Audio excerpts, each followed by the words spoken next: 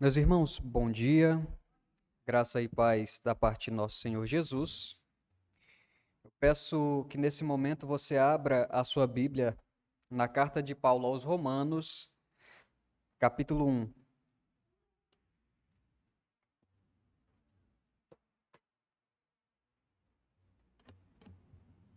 Romanos, capítulo 1.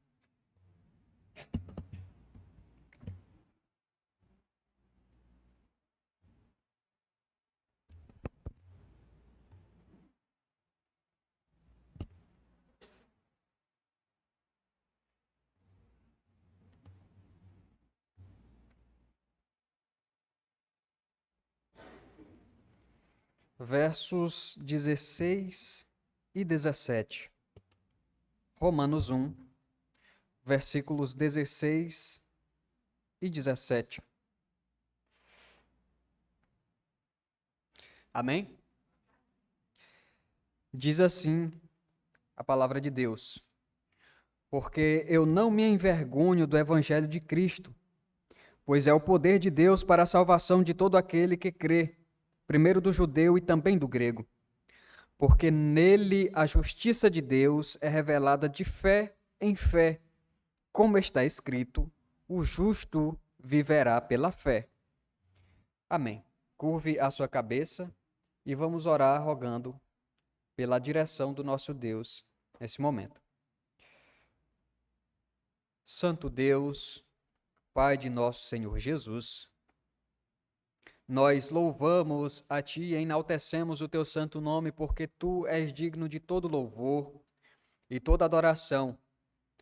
Nós agradecemos a Ti, ó Deus, por esta manhã tão maravilhosa, onde podemos nos reunir, ó Deus, para louvar o Teu santo nome, para ler a Tua palavra e para direcionar súplicas e petições a Ti. Recebe, ó Deus, o nosso louvor. Recebe, ó Deus, as nossas orações e responde conforme a tua boa vontade. Senhor, abençoa este momento abrindo os nossos corações e também o nosso entendimento para que possamos receber a porção da tua palavra com alegria.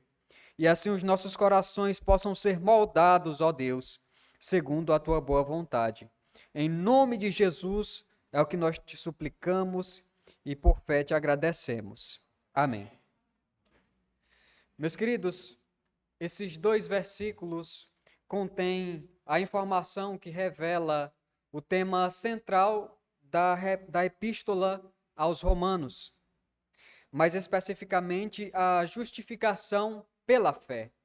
As declarações aqui contidas, e tendo-as como sendo pontos principais, tanto da epístola como também da base da fé, são importantes de tal forma que elas moldaram a história da igreja ao longo do tempo. Portanto, nós podemos entendê-las também como sendo algumas das declarações mais solenes presentes nas Escrituras. E quando eu digo que essas declarações aqui feitas por Paulo influenciaram a história da igreja, eu me refiro, por exemplo, a impactar de fato, de tal forma que mudaria até mesmo o aspecto social em volta da igreja ao longo do tempo. Pense, por exemplo, em Martinho Lutero, que foi influenciado exatamente por esse texto, de tal forma que o conduziu a depois levantar muitas objeções contra as heresias da Igreja Apostólica Católica Romana. Então, nós entendemos que a reforma protestante ali é um divisor de águas na história da igreja e da humanidade, e parte exatamente dos pressupostos que Lutero tem a partir do entendimento das informações que nos são entregues aqui. A justificação pela fé é, na realidade, uma doutrina tão fundamental para nós quanto o ar que nós respiramos, porque é ela que vai nos fazer tomar consciência da nossa posição diante de Deus e também vai influenciar o nosso relacionamento com Deus. Mas, afinal de contas, como nós podemos definir a justificação? O que significa essa palavra? Para quem ela é oferecida?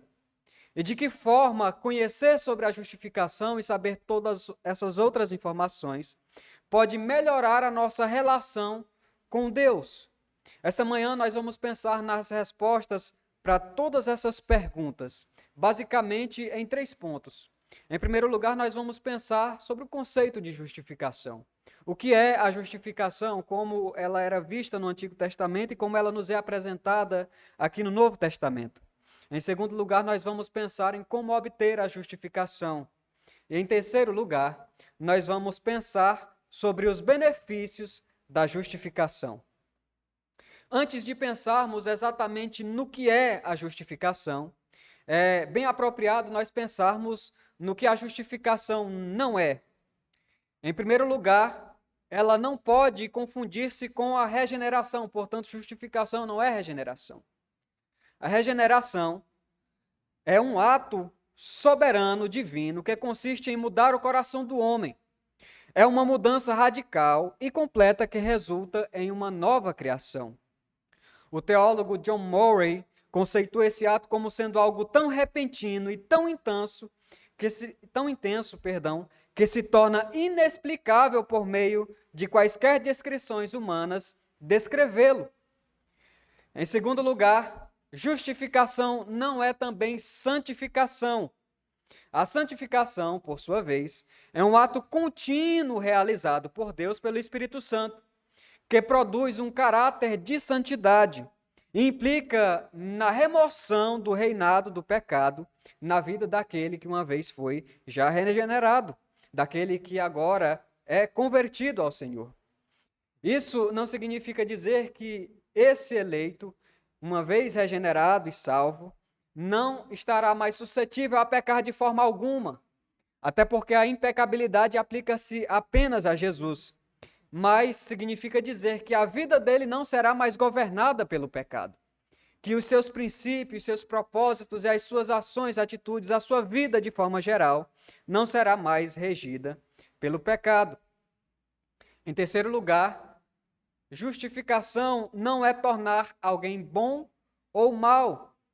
Alguns cristãos piedosos também confundem a justificação com o ato de tornar o homem capaz de realizar boas obras. Ou, ainda pior, eles podem associar o ato de exercer boas obras para tentar, de alguma forma, justificar-se diante de Deus.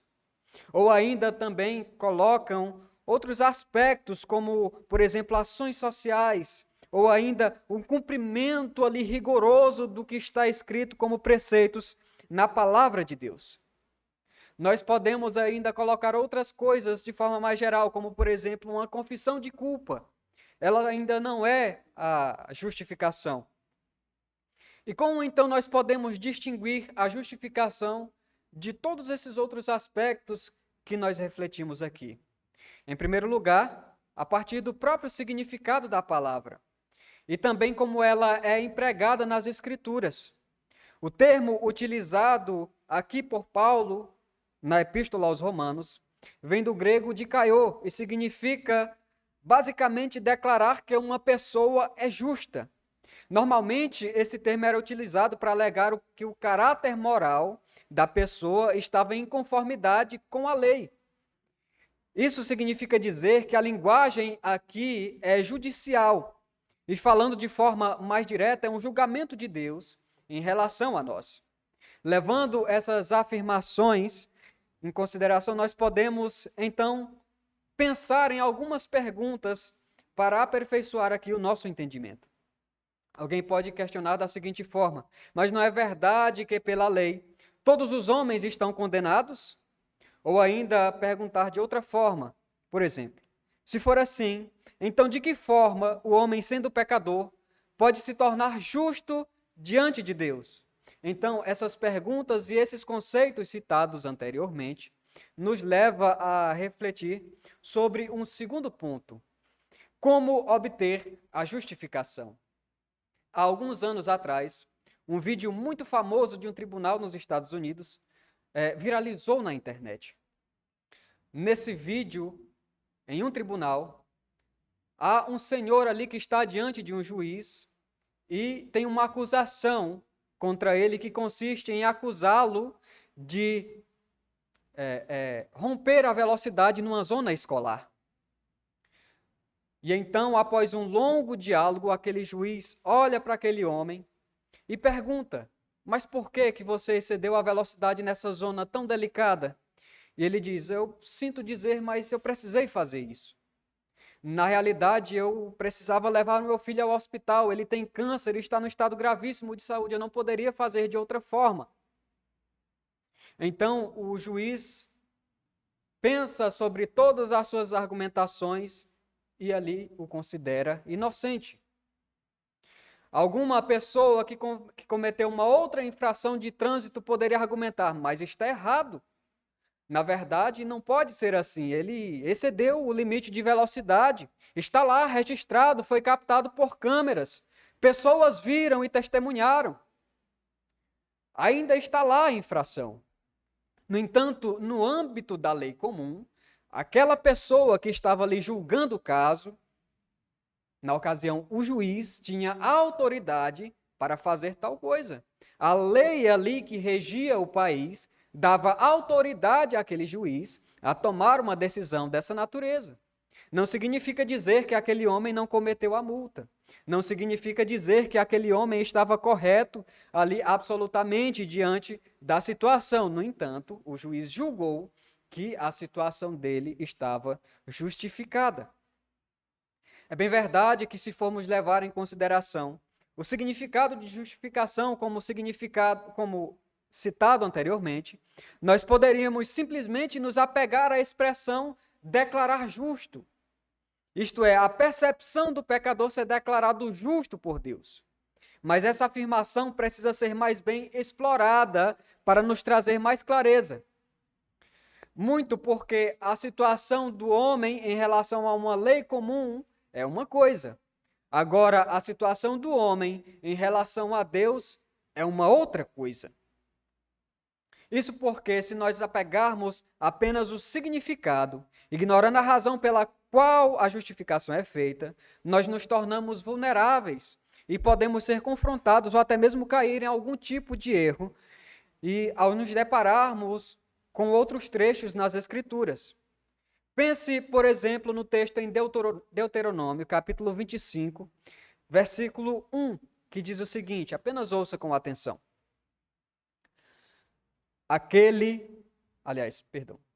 Se houver uma controvérsia entre homens e vierem a juízo para que os juízes possam julgá-los, então justificarão ao justo e condenarão ao ímpio.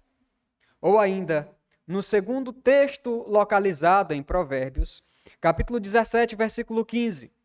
Aquele que justifica o perverso e o que condena o justo, ambos são abominação ao Senhor.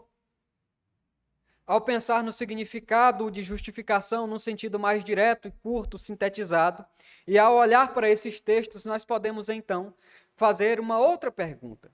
Se Deus ordena que o homem deve justificar o justo e condenar o pecador, mas também Deus justifica o pecador, como nós vemos aqui nas Escrituras, como pode então Deus continuar justo? É uma pergunta pertinente e válida. A resposta para essa questão pode ser encontrada por outra declaração de Paulo, ainda também na Epístola aos Romanos, capítulo 5, versículos 17 e 18. Ouça com atenção. Portanto, assim como pela transgressão de um veio o juízo sobre todos os homens para a condenação, assim também pela justiça de um veio o dom gratuito sobre todos os homens para a justificação de vida. Porque assim como pela desobediência de um só homem, muitos foram feitos pecadores, assim pela obediência de um, muitos serão feitos justos. Quando nós damos continuidade na leitura da carta de Paulo, nós encontramos um elemento novo que traz um complemento a esse conceito que nós vimos anteriormente. Na realidade, se nós pensarmos na justificação como simplesmente um ato de declarar justo, ele termina se tornando verdadeiro, porém incompleto para o nosso limitado entendimento. Então, nós vemos aqui a introdução de um outro elemento. E, na realidade, diz respeito à justiça que foi exercida por outra pessoa, a saber, Cristo Jesus. Então, o ponto-chave aqui, na realidade, é conhecido na teologia como imputação. E eu vou separar aqui em 3 frases para elucidar melhor esse aspecto aqui e essa relação que temos com a justiça de Cristo. Primeiramente, vamos pensar no pecado de Adão e em como Adão representa a humanidade. O pecado de Adão foi imputado para todos os seus descendentes, e eles então são tratados pessoalmente como se fossem pecadores. Em segundo lugar, Cristo, como representante de seu povo, é tratado como se fosse pessoalmente pecador, pois os pecados deste povo de Cristo foram imputados a ele. Em terceiro lugar, a justiça de Cristo é imputada ao seu povo, e por sua vez esses são tratados como se fossem pessoalmente justos. Isso não significa dizer que o pecado de Adão é o mesmo pecado que o seu, mas significa dizer que as consequências do pecado de Adão terminam respingando em toda a sua descendência. Portanto, Adão, na posição de representante federal dos homens, ali falhou diante de Deus e todos os seus descendentes também falharam. Como o texto diz, por meio de um só o pecado entrou no mundo. De contrapartida, contrastando Adão com o primeiro Adão com o segundo Adão, a saber, Cristo Jesus, este, por sua vez, tem os nossos pecados imputados a ele. Isso não significa dizer que ele é pecador.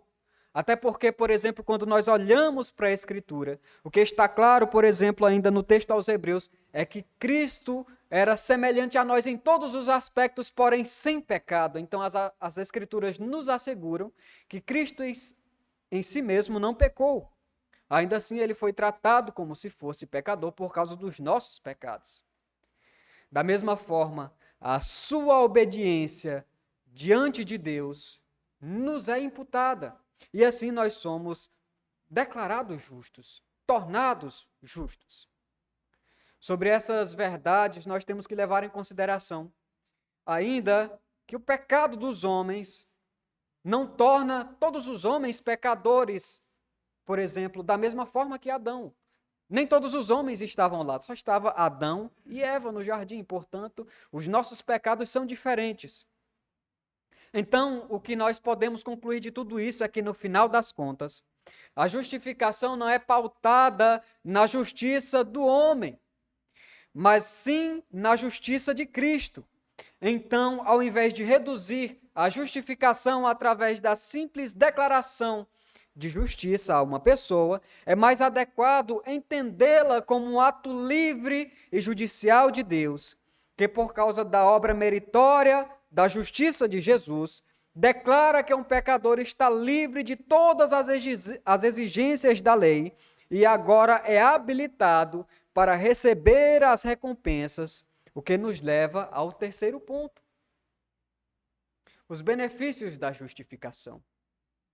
Pensando sobre os benefícios da justificação, em primeiro lugar, quando nós olhamos para a obra meritória de Cristo e nós olhamos para o que Deus fez com Cristo na cruz, nós entendemos que Deus coloca um novo padrão de justiça. Ora, ele como legislador pode fazê-lo com toda a certeza. Logo, nenhum homem pode dizer que quando Deus, por meio de Jesus, justifica um pecador, Deus está sendo injusto. Não, porque na realidade Deus não está olhando para a justiça dos homens. Deus está olhando para a justiça de Cristo. Pense, por exemplo, na fala do profeta Isaías, que diz o seguinte: toda a nossa justiça são como trapos de imundícia diante de Deus. Nenhum homem pode justificar-se diante de Deus. Nenhum homem pode comprar a Deus com boas obras, mas tão somente as obras de Cristo podem justificar aos homens. Os benefícios obtidos na justificação são inúmeros, e aqui nós listamos alguns. Em primeiro lugar, a liberdade da condenação da lei. A Bíblia expressa de forma veemente que aquele que tropeça num só mandamento, tropeçou em todos. Ouça o que diz o texto bíblico em Tiago, capítulo 2, versículo 10. Porque qualquer que guardar toda a lei e errar em um só ponto, tornou-se culpado de todos. Apesar disso, a obediência perfeita de Cristo livra o justificado dessa obediência como sendo uma regra de servidão. de forma que essa mesma obediência nos é imputada e resulta no recebimento de recompensa por termos sido tratados como cumpridores de tais exigências, das exigências da lei. Lembra que não é como se nós cumpríssemos a lei pessoalmente, mas nós somos tratados como se fôssemos, por causa que Cristo assim o fez. Um segundo benefício é a paz com Deus. Quando nós olhamos para Romanos, a descrição que Paulo dá da condição natural do homem é de um estado de guerra contra Deus. Paulo é enfático, declarando que todos os homens pecaram e todos foram destituídos da glória de Deus. O homem não tem mais uma relação íntima, natural com Deus, como Adão tinha antes da queda. Na realidade, o homem, quando nasce, já nasce pecador, já nasce amando ao pecado e odiando a Deus e odiando a lei de Deus. E na realidade, o próprio Deus é quem converte essa situação e transforma o coração do pecador. O texto ainda em Romanos, capítulo 5, mostra essa mudança que a justificação traz. Ouça com atenção. Portanto, sendo justificados pela fé, temos paz com Deus por nosso Senhor Jesus Cristo. Por meio de Jesus Cristo que proporciona a justificação, aqueles que foram eleitos por Deus não estão mais em pé de guerra com Deus. Eles não estão mais ali debaixo da condenação da lei, não estão mais lutando contra Deus, mas agora eles estão em paz com Deus e com a sua lei. Um terceiro benefício da justificação é o perdão de todos os pecados, tanto do passado, quanto do presente, quanto os do futuro. Na realidade, quando o apóstolo diz que nós temos paz com Deus, é exatamente isso que ele está tentando dizer. Ora, ele está dizendo, vocês não são mais tratados como se fossem governados pelo pecado, até porque vocês de fato não são mais. A graça agora abundou de tal forma que vocês têm paz com Deus. E de forma que a obediência de Cristo proporciona esse perdão, significa dizer que todos os nossos pecados foram perdoados de uma vez por todas.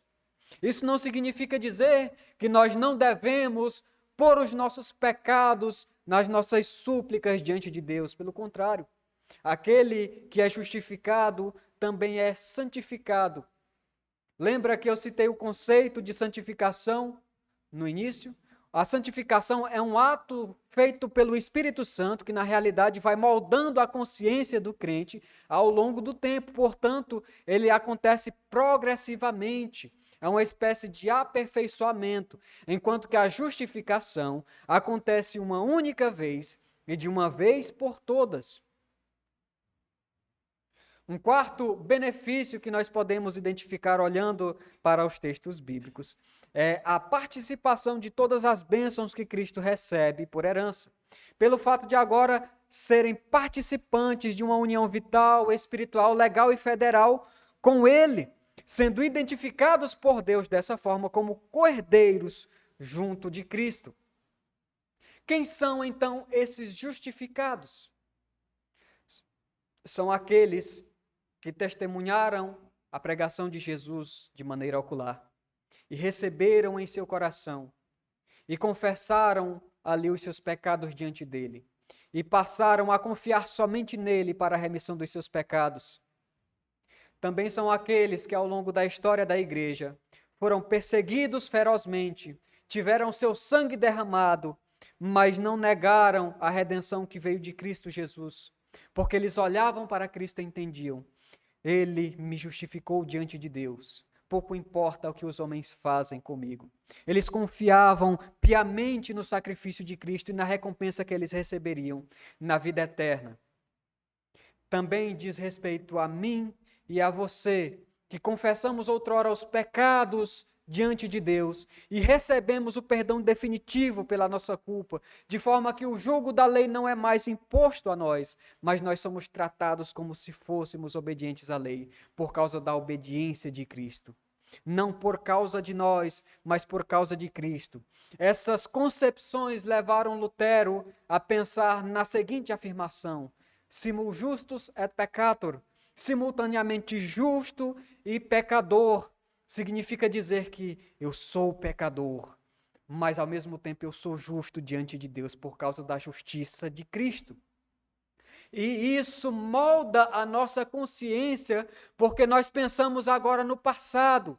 Nós pensamos antes de conhecer a Cristo, e nós então começamos a refletir sobre todos os nossos pecados, em como nós fomos maldosos diante de Deus, mas quando nós fomos resgatados por Deus, e agora colocamos fé em Jesus, nós temos uma mudança de tal forma que nosso coração aqui agora regozija-se no fato de termos paz com Deus, de não sermos mais seus inimigos, de agora saber que mesmo nas nossas piores falhas, Cristo nos justifica. De saber que ainda se amanhã você pecar contra Deus, o seu pecado será perdoado. A Escritura recomenda: filhinhos, não pequeis, mas se vocês pecarem, vocês têm um advogado que é fiel e justo, intercedendo por vocês diante do vosso Pai Celestial. Cristo Jesus intercede por você. Lembra do exemplo que eu dei daquele senhor que estava perante o juiz e foi declarado justo, e que algumas pessoas podiam até levantar objeções contra a ação daquele juiz? Significa dizer que aquele homem não era justo, mas ele foi declarado tal. A nossa semelhança diante de Deus é de tal forma que nós continuamos não sendo justos, mas sim justificados, declarados justos. Então, assim, de forma simples e direta, Deus nos declara justo em seu tribunal. Pensando num contexto geral da raça humana, nós temos algumas implicações. Em primeiro lugar, todos os homens transgrediram a lei de Deus. Portanto, nenhum homem pode alegar-se como obediente diante de Deus. Nenhum homem poderá chegar diante de Deus no tribunal dele e dizer: Senhor, eu não matei, eu não roubei, eu não furtei. Mas certamente, em um outro ponto da lei, o homem pecou. Em segundo lugar, nenhum homem pode obter a salvação ou ainda a justificação diante de Deus pelos próprios méritos, ou por algum tipo de confissão, ou ainda algum tipo de sentimento de remorso que vem através da reflexão pelos seus pecados. Ninguém pode chegar: mas eu fico triste pelo meu pecado, por isso eu vou ser justificado. Não, ainda não é essa percepção. Uma outra coisa também que nós podemos entender é que apenas aqueles que estão em Cristo são justificados diante de Deus. Não porque a justiça lhes foi infundida, não porque foi colocado justiça neles, mas porque eles unicamente agora têm a obra meritória de Cristo ali sendo imputada a eles. Então nós podemos refletir sobre tudo isso e tirar duas aplicações para as nossas vidas pessoais. Em primeiro lugar, é depositar inteiramente a fé somente em Jesus, confessando os pecados e confiando na obediência dele. Isso significa dizer que nós não vamos procurar por uma obediência legalista e cega. Nós não vamos fazer proibições vãs e sacrifícios vãos de mesmo coisas que nem a Bíblia condena como pecado. Não, mas nós vamos olhar e procurar ser obedientes, sim, às Escrituras. Mas, acima disso, descansar na obediência de Cristo. Refletindo isso em nossas orações, dizendo: Senhor, perdoa o meu pecado. Senhor, eu pequei hoje, eu sei que certamente eu vou pecar outra hora. Mas eu confio na tua obra meritória, eu confio na tua obediência. Portanto, traz paz ao meu coração e faz-me lutar contra o pecado. Em segundo lugar, ainda em oração, agradeça a Deus por Ele ter oferecido a seu Filho para nos livrar da condenação da lei e da morte eterna. E por que é tão importante pensar nessas duas aplicações simples? Nós pensamos sobre muita coisa e às vezes quando nós vamos orar, nós oramos por todas essas coisas do nosso dia a dia comum. Nós oramos pela nossa família, nós oramos pela nossa igreja, nós oramos pela salvação das pessoas, nós oramos pelas congregações e tudo isso está correto. No entanto, nós não podemos esquecer, em hipótese alguma, de agradecer a Deus pela obra meritória de Cristo. Diga em suas orações: Senhor, eu agradeço a Ti, porque mesmo eu sendo obediente, o Senhor não olha para a minha obediência, mas olha para a obediência de Cristo que me representa diante de Ti. Agradeça a Deus e ao Seu Filho por isso. Então, isso nos leva a concluir que a nossa relação com Deus é aperfeiçoada quando nós entendemos que nós anteriormente éramos dignos de condenação. No tribunal de Deus nós já estávamos condenados. Nós estávamos destinados à morte eterna. Mas pelo livre desígnio de Deus, nós fomos salvos e justificados diante dele por meio de Cristo. Assim, passamos a valorizar ainda mais a obra de Cristo e a ser mais gratos a Ele em oração e em cânticos de louvor. A Ele toda honra e glória para todo sempre. Amém. Deus em Cristo abençoe a cada um de nós. Curve a sua cabeça e vamos orar, elevando as nossas mentes ao nosso Deus. Senhor Jesus, é pelo poder do Espírito que nós nos direcionamos a Ti e agradecemos pela Tua obra, ó Deus. Perdoa as nossas falhas e os nossos pecados e aperfeiçoe a nossa fé. Dai-nos, ó Deus, uma consciência da nossa condição diante de Ti e não permita que nós venhamos a nos esquecer da condição que nós estávamos antes, ó Deus, da regeneração, e agora, ó Deus, transformados também, abençoados com a gloriosa bênção da justificação que está em Cristo Jesus. Muito obrigado, Senhor, pelo Teu Filho ter obedecido cabalmente a lei em nosso lugar. E muito obrigado, ó Deus, por nos imputar essa justiça e obediência. Em nome de Jesus, abençoe ao nosso dia. Recebe o nosso louvor e a nossa adoração e planta gratidão em nossos corações. No santo nome de Jesus é o que nós te pedimos e por fé te agradecemos. Amém. Muito bem, irmãos, nosso culto está encerrado.